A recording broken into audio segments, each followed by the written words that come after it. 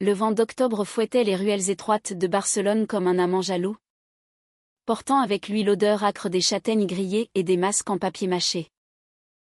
J'ai trébuché sur une flaque d'eau stagnante, mon talon aiguille se coinçant dans une grille d'égout.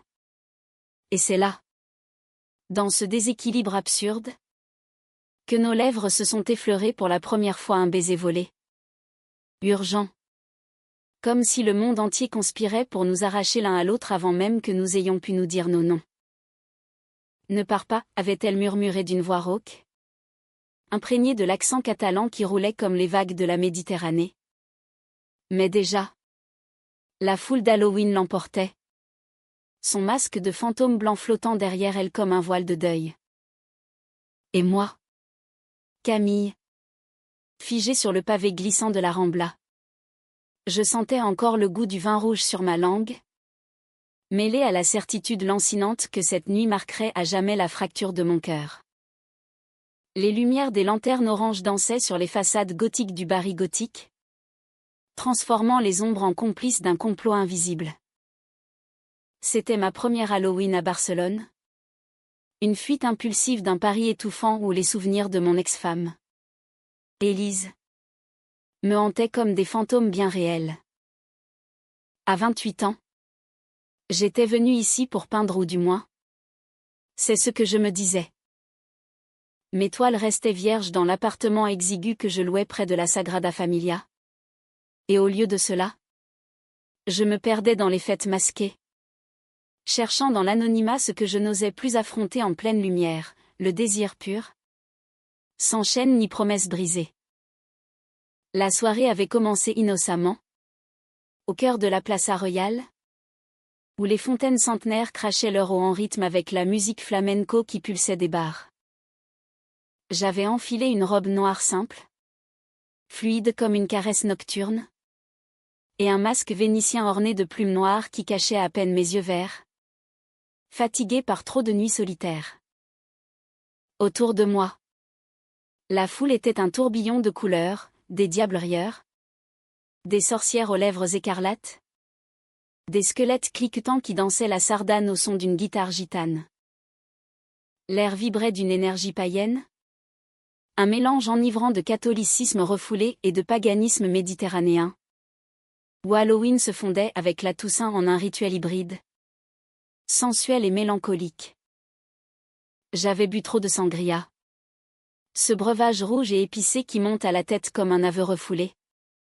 Quand je l'ai vue pour la première fois, elle se tenait près d'un étal de calavra en sucre.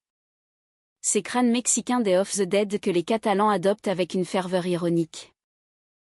Son masque était un fantôme blanc, simple et éthéré, couvrant la moitié supérieure de son visage, mais laissant entrevoir des lèvres pleines, ourlées d'un rouge sombre, et un menton déterminé. Ses cheveux noirs, coupés courts et ébouriffés, encadraient ce qu'on devinait d'elle, une femme d'une vingtaine d'années, mince mais athlétique, avec une grâce qui évoquait les danseuses de flamenco que j'avais vues sur les affiches délavées des murs.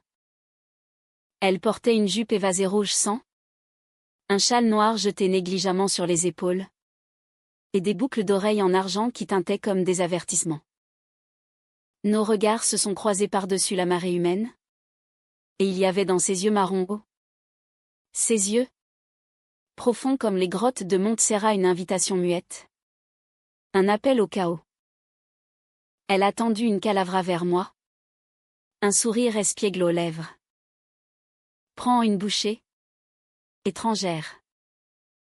Ça guérit les cœurs brisés.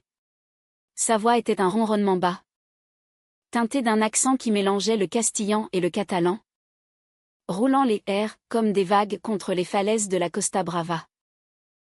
J'ai mordu dans le sucre friable, le goût sucré et amer se mêlant à la poussière de la nuit. Et c'est ainsi que tout a commencé, une conversation fragmentée, entre rire et silence lourd de sous-entendus.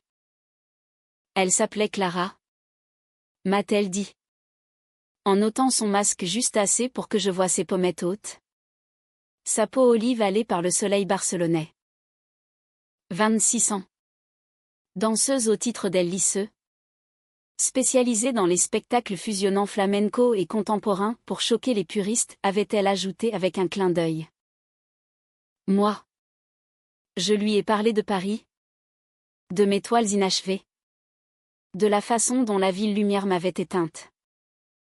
Nous avons déambulé ensemble. Main dans la main sans oser l'admettre. Slalomant entre les groupes de fêtards. La Rambla s'étirait devant nous comme une veine pulsante. Bordée de mimes immobiles et de vendeurs de roses fanées. L'air était chargé d'odeurs, jasmin fané. Tabac froid. Et cette humidité salée qui monte de la mer toute proche.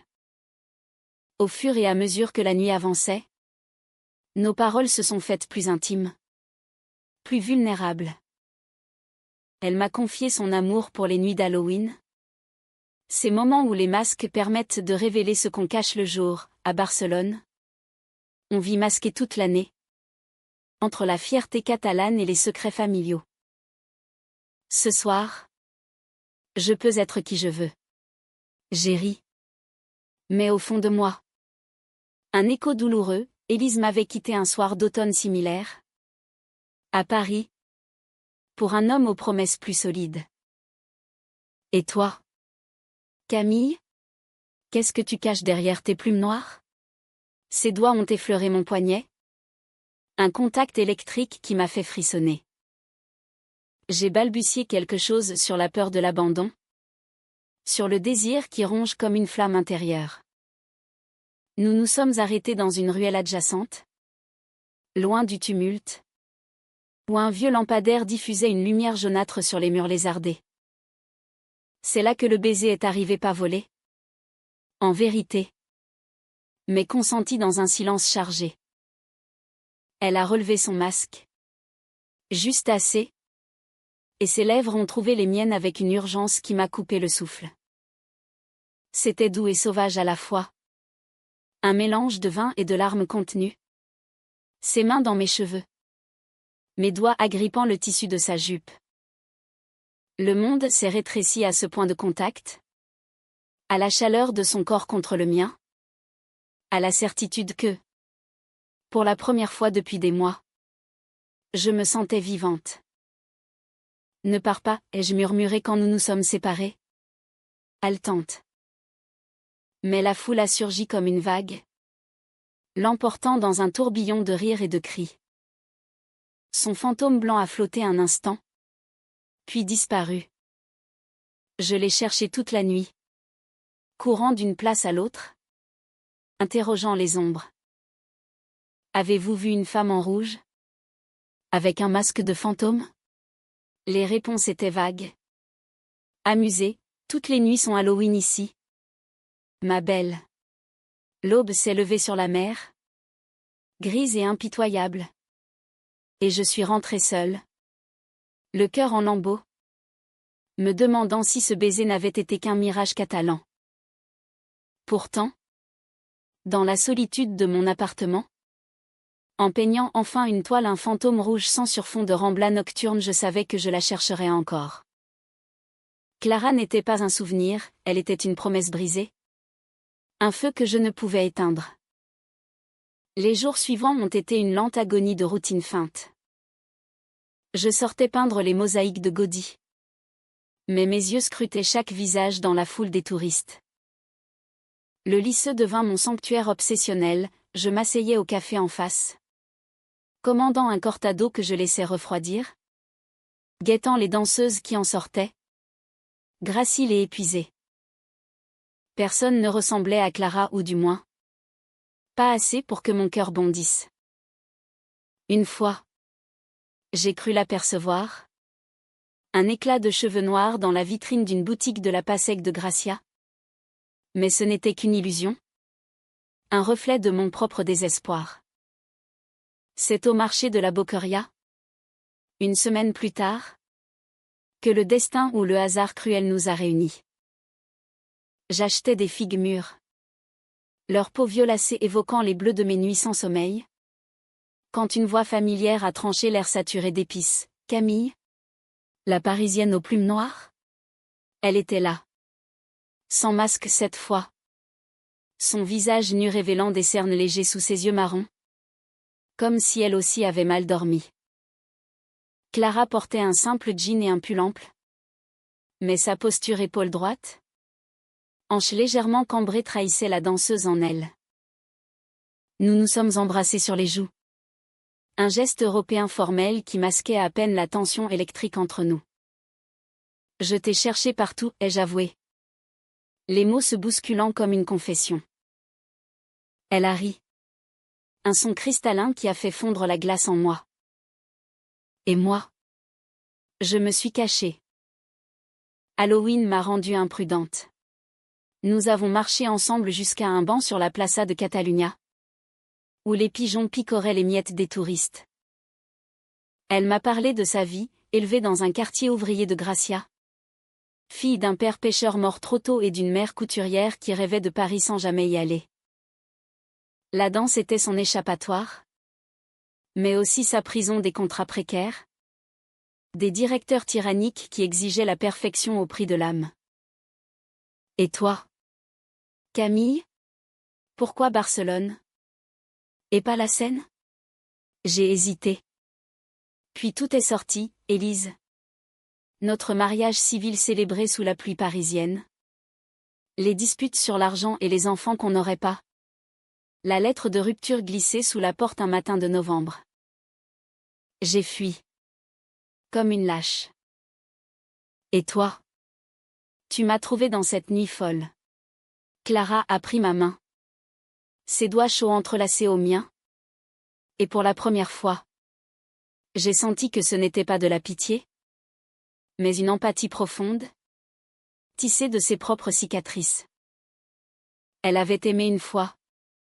Une chorégraphe plus âgée qui l'avait quittée pour Hollywood. La laissant avec un cœur en miettes et une passion intacte pour les mouvements qui disent ce que les mots ne peuvent. De ce jour, nos vies se sont entrelacées comme les lianes sur les balcons barcelonais. Elle m'emmenait danser dans les tablaos cachés de l'aile Raval, où le flamenco se muait en cri primal sous les lumières tamisées. Je lui montrais mes toiles, ces abstractions tourmentées où le rouge de sa jupe saignait sur le bleu de la mer. Nos soirées étaient des symphonies de rire et de silence, de baisers volés dans les jardins du parc de la Ciutadella, où les palmiers murmuraient des secrets au vent. Clara était un tourbillon, passionné, imprévisible, capable de réciter Lorca un matin et de cuisiner une paella fumante le soir. Avec elle, je redécouvrais le français chantant, nos langues se mêlant en un pidgin amoureux, je t'aime devenant testimo. Un pont entre nos mondes. Pourtant, sous cette idylle, des ombres planaient. Clara évitait certains appels sur son téléphone. Des messages en catalan qu'elle effaçait d'un geste nerveux. Une nuit, après un spectacle au lycée où elle avait dansé un solo déchirant sur l'amour perdu, nous nous sommes disputés pour la première fois. Qui est cette Martha qui t'envoie des fleurs, avais-je demandé. Jalouse malgré moi. En voyant le bouquet de roses blanches sur la table de la loge. Elle s'était raidie. Ses yeux fuyant les miens. Une amie. Rien de plus. Mais son ton était trop tranchant. Comme un couteau qui glisse sur du verre. Le doute s'insinua. L'empoison. Était-ce une ex? Une rivale invisible? Ou pire? Un secret plus sombre? Ancré dans les traditions catalanes qu'elle chérissait tant? Je me surpris à fouiller ses tiroirs un après-midi où elle répétait. Trouvant une photo jaunie, Clara. Plus jeune. Enlacée avec une femme aux traits sévères. Et au dos. Une inscription en catalan, per sempre. Pero no.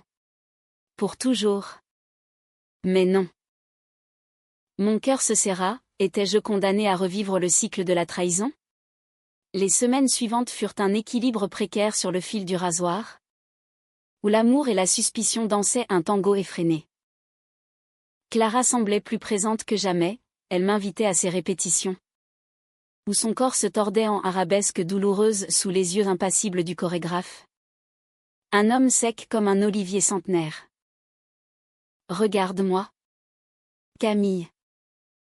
Vois ce que je suis vraiment, me disait-elle après. Essoufflée. Sa peau luisante de sueur comme une offrande. Et je regardais. Hypnotisée par la force de ses cuisses musclées. Par la courbe gracile de son cou quand elle relevait la tête. Victorieuse après une pirouette parfaite. Nos nuits étaient des festins sensuels, elle me guidait dans les dédales de son corps avec la précision d'une danseuse. Ses lèvres traçant des chemins de feu sur ma peau pâle.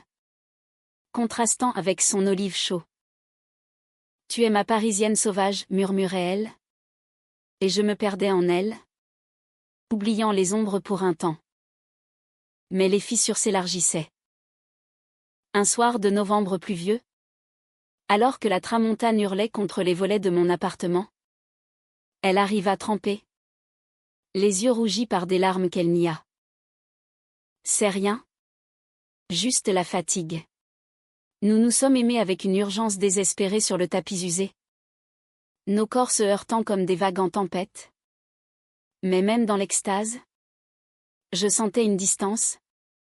Un voile invisible. Le lendemain, je la confrontai, parle-moi. Clara. Qui est Martha? Pourquoi ces fleurs? Ces appels? Elle s'est assise sur le bord du lit. Les genoux ramenés contre la poitrine. Petite et vulnérable comme une enfant perdue. Martha. C'est ma sœur. Ma grande sœur? Qui vit à Madrid. Elle s'inquiète pour moi. Pour le choix que j'ai fait, point. Le choix. Le mot plana comme une malédiction. Clara me raconta alors son histoire enfouie. Celle qu'Halloween avait fissurée mais pas encore brisée. Née dans une famille catalaniste fervente, où le drapeau seigneur flottait aux fenêtres et les discours indépendantistes bercèrent son enfance. Elle avait grandi dans l'ombre d'une tradition rigide, la famille avant tout. L'honneur avant le désir. Ses parents, disparus trop tôt, père emporté par la mère. Mère par un cancer silencieux lui avait légué une maison modeste à Gracia et un fardeau invisible, le soin de Martha. L'aînée infirme depuis un accident de voiture adolescent. Martha, amère et possessive, voyait en Clara non une sœur, mais une extension d'elle-même. Un bouclier contre le monde. Quand j'ai commencé à danser, à aimer les femmes, elle l'a su. Elle m'a menacé, si tu vis comme ça, tu nous déshonores. Rentre à la maison, ou je te coupe les vivres. Les fleurs étaient des rappels. Les appels des chaînes, Martha contrôlait l'héritage familial. Et Clara, précaire dans sa carrière, ne pouvait se permettre la rupture. Mon cœur se brisa pour elle. Et dans un élan de solidarité amoureuse, je la serrai contre moi. Nous affronterons ça ensemble. Je suis là. Clara. Ton choix est le mien. Nous avons pleuré. Ri. Fait l'amour sous la pluie qui tambourinait. Et pour un temps, l'illusion tint. Je l'emmenai à Montserrat. Cette montagne sacrée aux pics dentelés comme des remparts contre le passé. Où nous gravîmes les sentiers escarpés main dans la main. Au monastère, sous les yeux peints de la Vierge noire, nous échangeâmes des vœux chuchotés, je t'aime au-delà des masques. Au-delà des mers. Clara rit. Ses yeux brillants, et moi. Je danse pour toi. Camille. Seulement pour toi. Pourtant, le destin, ce farceur barcelonais, avait d'autres plans. Début décembre, le lycée annonça une saison exceptionnelle, un gala de Noël fusionnant flamenco et ballet classique. Avec Clara en vedette aux côtés d'une chorégraphe renommée, une femme nommée Sofia, aux cheveux d'argent et au regard d'acier, qui avait fui l'Espagne franquiste pour Paris dans les années 70. C'est une légende, s'enthousiasma Clara. Mais je sentis une pointe de jalousie irrationnelle. Sofia était tout ce que je n'étais pas, ancrée dans l'histoire catalane. Une survivante qui avait dansé pour la liberté. Lors de la première répétition ouverte, je vins l'observer depuis les coulisses. Et ce que je vis me glaça, Clara et Sofia. Enlacés dans une pas de deux intimes. Leurs corps se mouvant en une harmonie parfaite. Presque érotique. Sofia corrigeait un geste. Sa main sur la hanche de Clara. Et celle-ci riait. Un rire complice que je n'avais pas entendu depuis Halloween. La jalousie s'insinua comme un venin lent. Était-ce cela? Le choix de Martha? Non. Pire, Sofia n'était pas une rivale. Mais un miroir de ce que Clara pourrait devenir sans moi libre. Accompli. Sans les chaînes d'un amour franco-catalan bancal. Nos dîners devinrent tendus, je piquais des crises sur des riens. Accusant sans fondement. Tu passes plus de temps avec elle qu'avec moi. Clara. Blessée. Rétorquait, c'est mon travail. Camille. Tu ne comprends pas la danse, c'est ma vie. Pas un caprice. Une nuit. Après une dispute violente où les vers volèrent et les mots blessants fusèrent comme des flèches, tu es comme Élise. Possessive et froide, cria-t-elle. Elle partit en claquant la porte, me laissant seule avec l'écho de mes peurs. Les jours suivants furent un purgatoire. Je peignais furieusement. Des toiles sombres où des fantômes rouges se noyaient dans des mers parisiennes. Et je hantais les rues, cherchant son ombre dans chaque café de la Barceloneta. C'est Martha qui me contacta la première. Via un message laconique sur Instagram, ma sœur a besoin d'espace.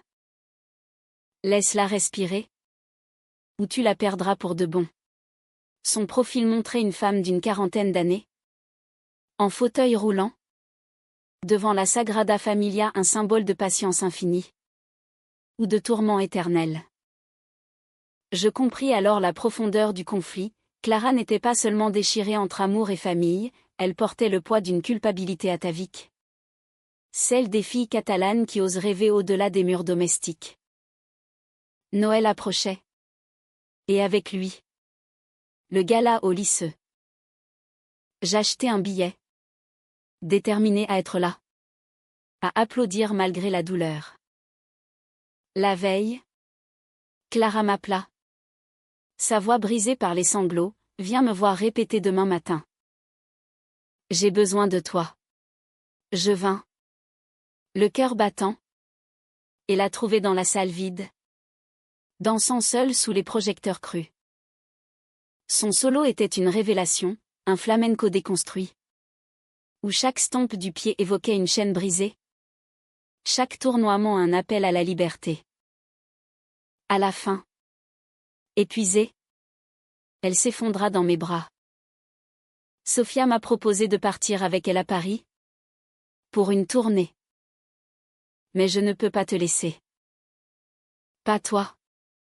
Camille. Nous nous embrassâmes là. Sur la scène sacrée du lycée. Un baiser salé de larmes et de sueur. Plus profond que celui d'Halloween. Alors. Dis non à Paris. Choisis-nous, murmurai-je. Elle hocha la tête. Mais dans ses yeux, je vis l'hésitation, non pas trahison, mais le vertige du choix. Ce soir-là, nous rentrâmes ensemble. Et l'amour nous réconcilia dans un lit défait. Nos corps se redécouvrant avec une tendresse nouvelle.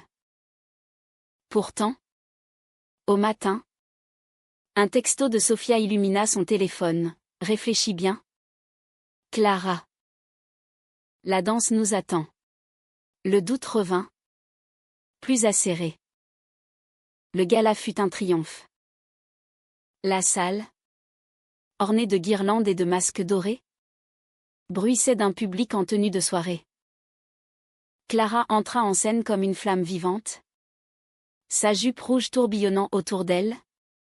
Sofia à ses côtés dans un duo qui électrisa l'air. Chaque mouvement était une déclaration, passion. Douleur. Libération. À l'entracte.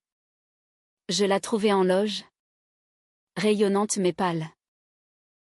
C'était pour toi, dit-elle, m'embrassant fiévreusement.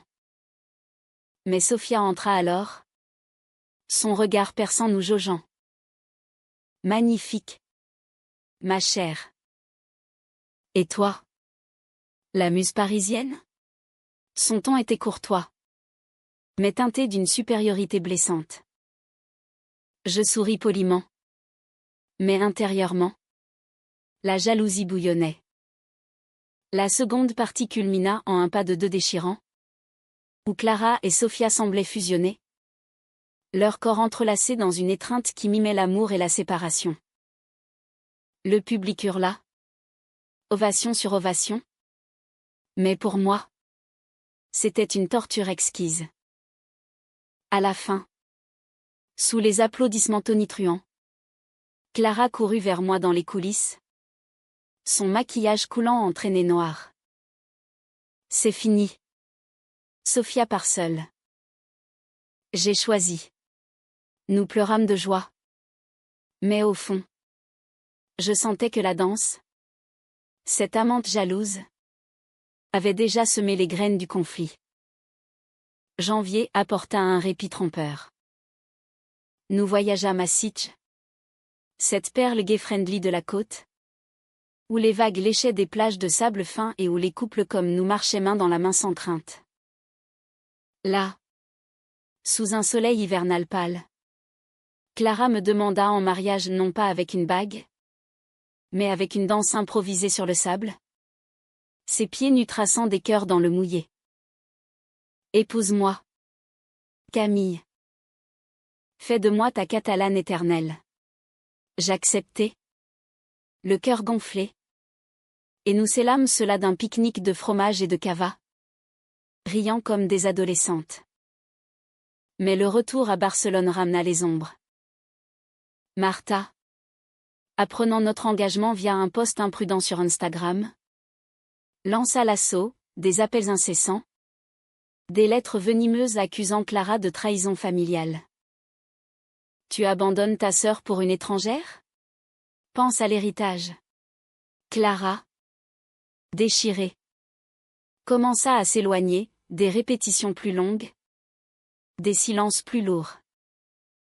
Une nuit, je la surpris au téléphone. Voix basse, oui. Martha, je viendrai te voir ce week-end.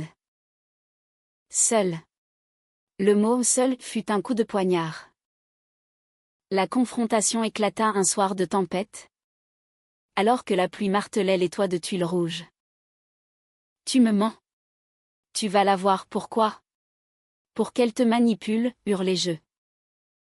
Clara, les yeux flamboyants, riposta, c'est ma famille. Camille. Toi. Avec ton pari chic.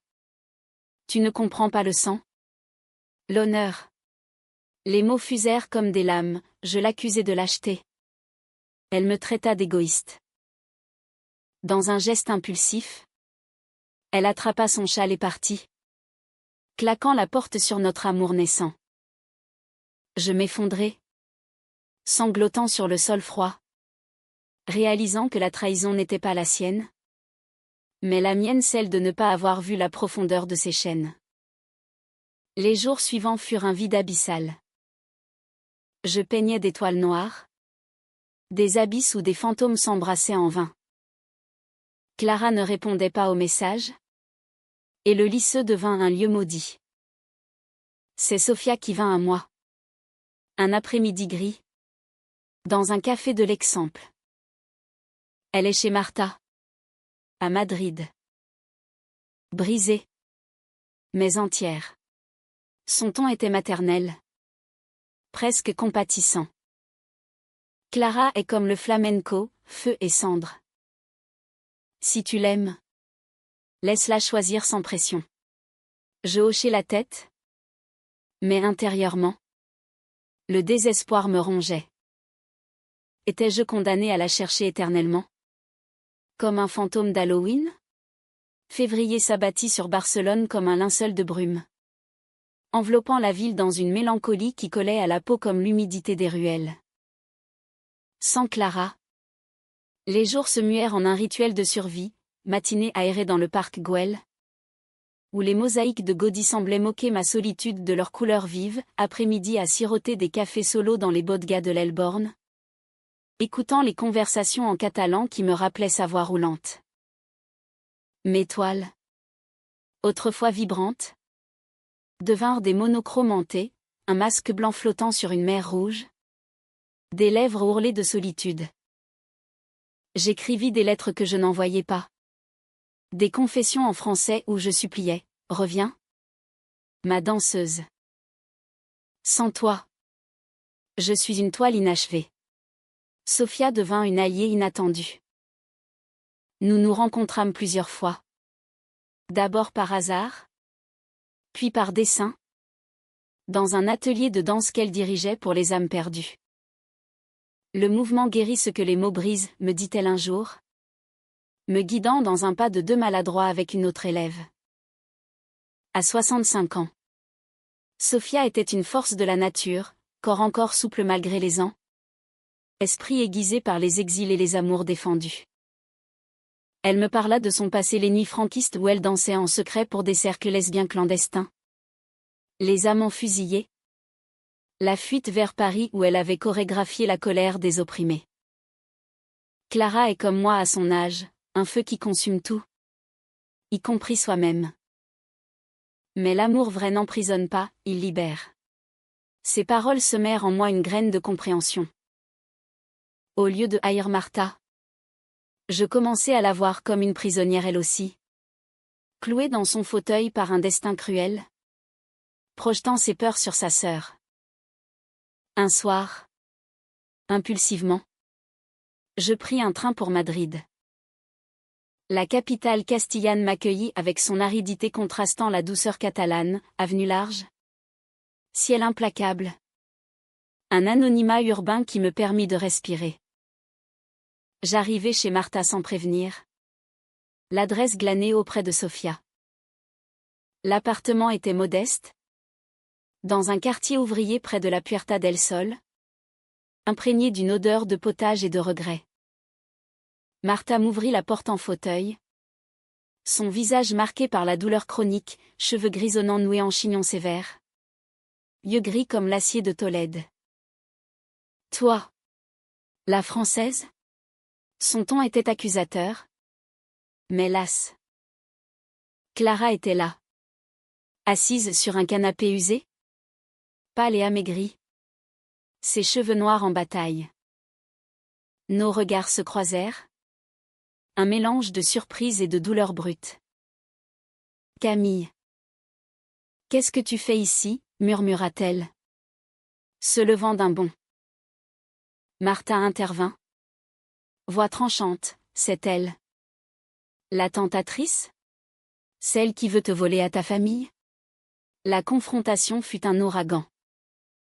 Assise autour d'une table bancale, nous parlâmes des heures non pas en cris, mais en aveux chuchotés. Comme une thérapie forcée. Martha déballa son fardeau, l'accident qui l'avait paralysée à 18 ans. La mort de leurs parents qui l'avaient laissée seule avec Clara. Petite sœur de 10 ans qu'elle avait élevée à la dure. Par peur et par amour tordu.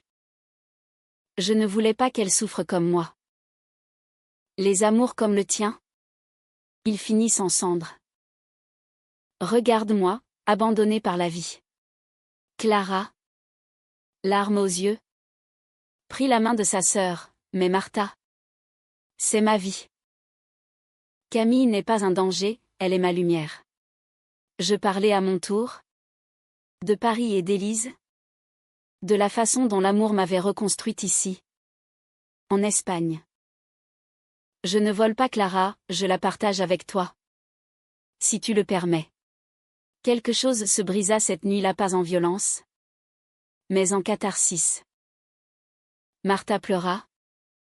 Pour la première fois depuis des décennies. Et dans ses sanglots, je vis la femme brisée derrière la geôlière. Je suis désolée. Petite. J'ai eu peur. Clara et moi nous embrassâmes devant elle. Un baiser chaste mais profond. Et Martha, au lieu de détourner les yeux, hocha la tête. Vaincue. Nous rentrâmes à Barcelone ensemble. Les trois. En train de nuit. Un voyage symbolique vers une réconciliation fragile. Le printemps catalan explosa alors en une floraison tardive, amandiers en fleurs le long de la diagonale. Marché regorgeant de fraises et d'artichauts. Clara et moi reprîmes notre vie. Mais changée. Elle intégra Martha dans notre cercle, des visites hebdomadaires. Des appels vidéo où ma future belle-sœur apprenait le français avec un accent madrilène hilarant. Sofia nous offrit un atelier gratuit. Où Clara et moi dansions ensemble maladroitement au début. Puis avec une grâce naissante. Nos corps apprenant à se synchroniser comme nos âmes. C'est ça. L'amour, dit Sofia un jour. Observant nos rires essoufflés. Un pas de deux imparfaits. Mais vrai. Pourtant. Le destin. Ce peintre cruel. N'en avait pas fini avec nous. Mi-avril. Lors d'une répétition au lycée. Clara s'effondra. Une déchirure ligamentaire. Diagnostiquée comme chronique, le prix des années a forcé son corps en mouvements impossibles. Les médecins furent formels, plus de danse professionnelle. Du moins pas avant des mois de rééducation. Le monde de Clara s'écroula, elle qui vivait pour la scène. Pour le feu des applaudissements. Se vit confinée à un lit d'hôpital. Plâtrée et amère. Je ne suis rien sans la danse, murmura-t-elle les premiers jours. Ses yeux marrons voilés de désespoir. Je devins son ancre. Dormant à son chevet. Lui lisant Lorca et Verlaine jusqu'à l'aube. Martha vint de Madrid. Aidant avec une tendresse nouvelle.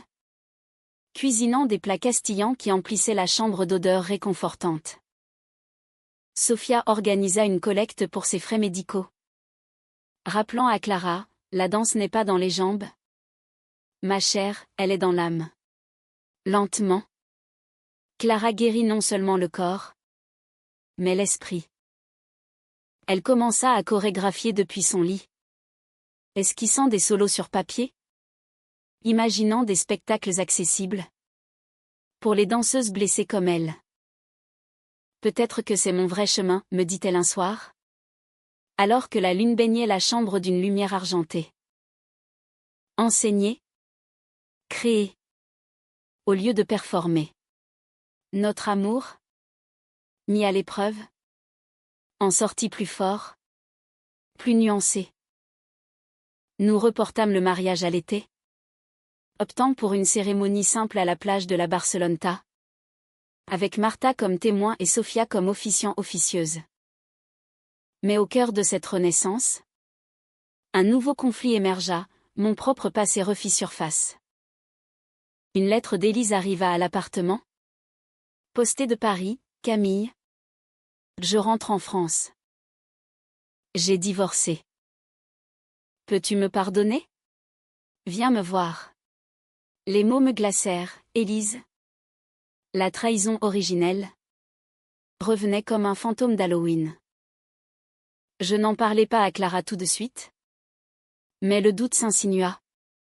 Miroir inversé de nos peurs mutuelles. Une nuit de mai. Alors que Clara dormait encore sous sédatif. Je pris le train pour Paris non pour la rejoindre. Mais pour clore le chapitre. La ville lumière m'accueillit avec son indifférence coutumière, scène gonflée par les pluies. Café bondé de souvenirs. Élise était là. Vieillie mais toujours belle. Dans un bistrot de Montmartre. J'ai été idiote, avoua-t-elle. Larmes aux yeux. L'homme? Une erreur. C'est toi que j'aimais vraiment.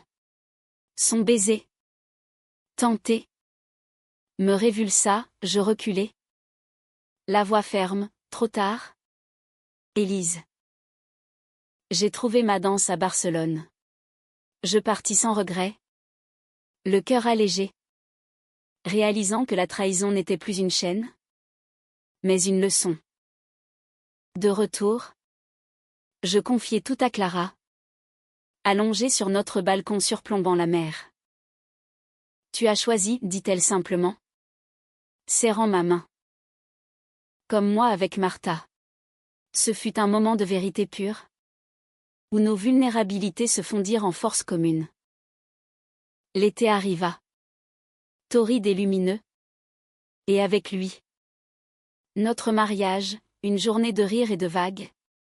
Clara en robe blanche fluide. Moi en lin bleu. Nos vœux prononcés en français et catalan. Sous un ciel sans nuages. Martha, en fauteuil fleuri de roses, pleura de joie. Sophia dansa un solo improvisé. Rappel d'Halloween. Mais la vie, cette narratrice impitoyable, réservait un dernier twist. Fin août. Clara apprit sa grossesse, un miracle imprévu. Fruit d'une donneuse anonyme et d'un désir partagé lors d'une soirée entre amis. Un enfant? Nous, s'exclama-t-elle. Mi-effrayée, mi-extatique. Le conflit surgit, son corps encore fragile. La carrière en suspens. Les doutes de Martha sur une famille non traditionnelle. Pourtant, dans cette peur, nous trouvâmes une humanité profonde. L'amour n'est pas seulement passion, mais engagement quotidien. Choix répétés face à l'inconnu. Septembre ramena les pluies tièdes de la fin d'été. Et avec elle, une routine nouvelle, imprégnée d'attente. Clara, libérée de son plâtre, marchait avec une canne élégante, un accessoire qu'elle transforma en accessoire théâtral lors de ses ateliers naissants au lycée. Danse adaptée, les appelait-elle, enseignant à des élèves boiteux ou anxieux comment le mouvement pouvait guérir l'âme. Moi, je vendis ma première toile, celle du fantôme rouge, à une galerie de l'Exemple. Les procédés finançant notre futur, un appartement plus grand à Gracia, avec une chambre pour le bébé et un atelier pour nous deux. Martha s'installa temporairement avec nous. Sa présence passant d'intruse à pilier, cuisinant des escudellas tandis que nous discutions éducation en 3 langues. L'amour, dans cette phase, prit une teinte plus mature, moins flamboyante qu'Halloween mais plus profonde, comme un vin qui se bonifie. Nos soirées étaient des veillées calmes, Clara esquissant des chorégraphies sur mon ventre naissant, moi lisant des contes catalans à voix haute. Et si c'est une fille? On l'appellera Montserrat, proposa-t-elle un soir. Ses yeux pétillants. Ou un garçon? Gaudi pour l'audace. Nous rions. Mais sous les plaisanteries. Une gravité, la parentalité lesbienne en Catalogne. Terre de progrès mais aussi de conservatisme latent. Serait un combat. Des manifestations pour l'indépendance catalane battaient leur plein dans les rues. Et avec elles, des débats sur les droits LGBTQ+, qui nous touchaient de près. Le premier vrai test vint en octobre. Un an jour pour jour après notre baiser masqué. Le lycée organisa une soirée, une nuit spectrale. Un hommage à Halloween revisité. Et Clara insista pour que nous y participions, elle comme chorégraphe invitée. Moi comme muse. C'est notre anniversaire, dit-elle, m'habillant d'une robe noire ornée de perles. Écho de cette nuit fatidique. La salle bruissait d'anticipation. Masque et lanterne rappelant la Rambla en liesse. Clara monta sur scène. Enceinte de 4 mois. Son ventre rond, une déclaration audacieuse sous sa jupe fluide. Son solo, chorégraphié pour 3 danseuses, l'une boiteuse, une autre sourde. La 3e en fauteuil comme Martha était une ode à la résilience, des mouvements lents, entrelacés, évoquant des chaînes brisées et des ailes déployées. À la fin, sous les ovations debout, elle m'invita sur scène. Cette danse est pour toi, Camille. Pour nous, qui nous sommes embrassés derrière un masque.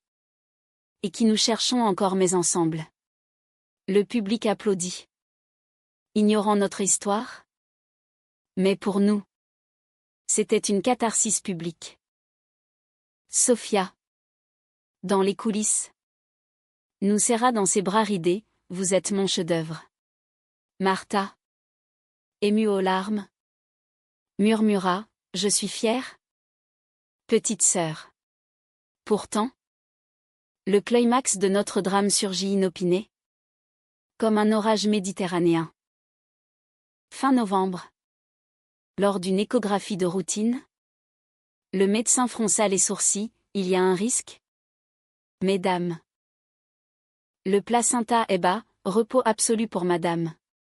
Clara, paniquée, s'effondra en sanglots, et si je perds tout? Le bébé. Ma mobilité. La peur de la perte écho de nos mères disparues. De nos amours trahis nous submergea. Les nuits devinrent des veillées anxieuses. Clara alitait. Moi veillant comme une sentinelle. Alternant entre câlins et crises de doute. C'est ma faute, accusait-elle. Mon corps de danseuse. Usé trop tôt. Je la rassurais. Mais intérieurement. La trahison du destin me rongeait. Pourquoi nous? Après tant de victoires? Martha, dans un geste de rédemption totale, prit les rênes, elle organisa les repas, les rendez-vous médicaux, même une veillée familiale où elle confia ses propres peurs de maternité avortée. La vie trahit. Mais elle offre aussi des miracles, dit-elle, serrant la main de Clara. Sophia vint avec des vidéos de danse prénatale, douce et fluide, pour que Clara reste connectée à son art sans risque. Et moi? Je peignis une série intitulée « Masque intérieur », où des ventres ronds abritaient des fantômes dansants, symbole de vie fragile et tenace. Décembre apporta le miracle, une naissance prématurée mais saine, une petite fille aux yeux marrons comme sa mère, aux cheveux châtains comme les miens. Nous l'appelâmes Luna pour la lune qui avait veillé sur nos baisers, pour les cycles de lumière et d'ombre. L'hôpital de Barcelone, avec ses couloirs aseptisés, devint un sanctuaire, Clara, épuisée mais rayonnante, berçant notre fille tandis que je photographiais chaque instant, larmes aux yeux. Martha, grand-mère improbable, tricota une couverture aux couleurs catalanes, Sophia improvisa une berceuse chorégraphiée, tournoyant doucement autour du berceau. Le retour à la maison fut un nouveau commencement. Gracia, avec ses rues piétonnes et ses places ombragées, nous enveloppa comme un cocon. Les nuits hachées par les pleurs de Luna devinrent des leçons d'humilité, l'amour parental, brut et inconditionnel, effaça les vestiges de nos égoïsmes passés. Clara reprit la danse doucement. Adaptant ses ateliers pour inclure des mamans, je vendis une toile pour financer un voyage à Paris, où nous présentâmes Luna à mes propres fantômes familiaux, une tante lointaine qui pleura en la voyant. Vous êtes une famille. Maintenant, dit-elle. La plus belle trahison au destin. Un an après Halloween, nous retournâmes sur la Rambla. Luna dans une poussette ornée de plumes noires. Les lanternes d'automne scintillaient. Et Clara, me prenant la main, murmura, je te cherche encore. Chaque jour. Mais je sais où te trouver. Nous nous embrassâmes. Sans masque. Sous les yeux indifférents de la foule, un baiser ordinaire. Humain. Chargé de tous les drames traversés, la passion volée. La jalousie. La famille brisée. La naissance miraculeuse. Pas de fin heureuse parfaite. Non, la vie est un flamenco inachevé. Avec ses stompes joyeux et ses silences douloureux. Mais dans cette danse, nous avions trouvé la grâce, celle de s'aimer malgré les masques. De chercher et de se retrouver. Éternellement. Et ainsi, à Barcelone, où le passé catalan murmure dans les vents du Levant, notre histoire se poursuit non comme un conte de fées, mais comme une toile vivante, peinte de rires, de larmes, et d'un amour qui, enfin, n'a plus besoin de se cacher.